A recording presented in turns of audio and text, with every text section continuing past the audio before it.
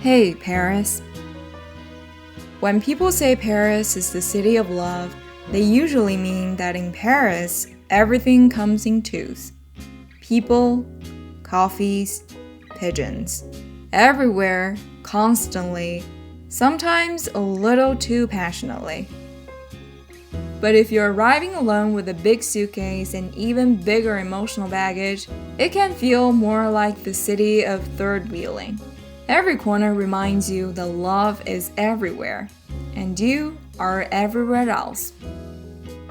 So stick with me. Here's how to fall in love in the city of love. First, to be able to fall in love, we need to understand what love is. Museums are a good place to start. Because dating is a little like art. You spend hours waiting in line, and when you finally see it, it's much smaller than you imagined. Maybe we can also learn a thing or two from the Venus de Milo. Walk behind her and you'll feel what it's like to be admired by many. But then you turn around and you realize love can be a little grabby.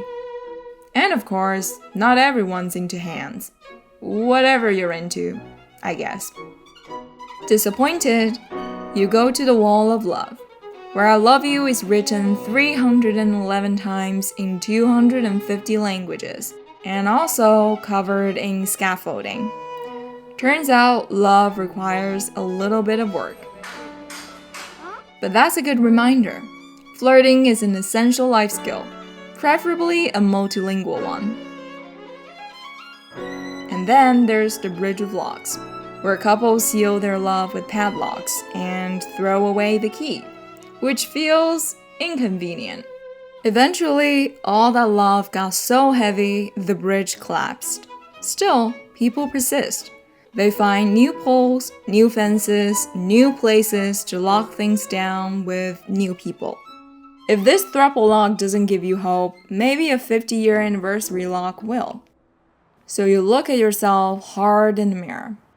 Maybe there's a Joël, a Nantrac, or a Gavroche out there somewhere for you. Whoever floats your boat.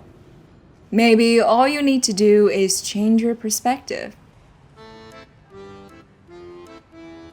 And that's when you notice it's summer in Paris. The city of love has ghosted you.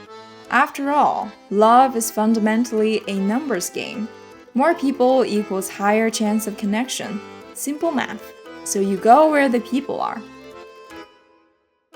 The densest concentration of humans seeking manufactured joy. Some say love is a roller coaster, but mostly it's just standing in line, paying too much for snacks and screaming next to strangers. And somewhere between the second drop and the 18 euros popcorn, you realize something. Maybe love is just sharing a giant bag of chips without counting how many the other person takes. Maybe love is someone taking your photo without you having to ask.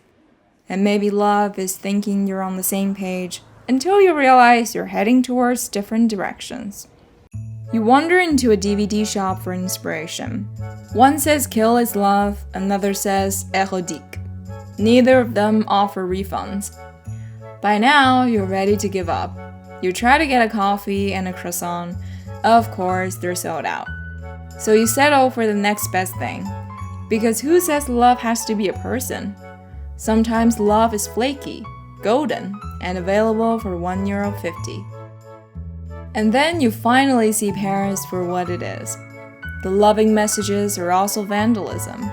The most romantic river in the world also smells like piss. Iconic spots are always packed with crowds, noise, and selfie sticks. You grab a newspaper and see what's new. Still war, still poverty, still Paris. Maybe the city of love was never really about finding the one. The bridge was always going to collapse. The croissants were always going to sell out. And yet, even when everything fails, people keep showing up. So you buy your overpriced coffee and watch the world insist on pairing up. Couples argue in cafes, tourists block the sidewalks, pigeons fight over crumbs. And you realize, Love is just noticing all of life's absurdities and deciding to show up anyway. And somehow, that's enough.